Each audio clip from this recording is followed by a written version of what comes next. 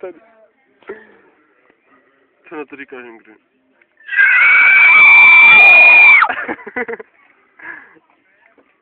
Ale to bolí. Máš afasické krve.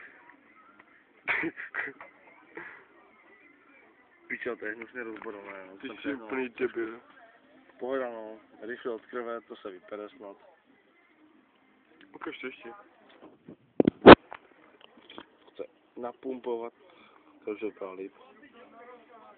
Že to už vypadá líp, to je debil.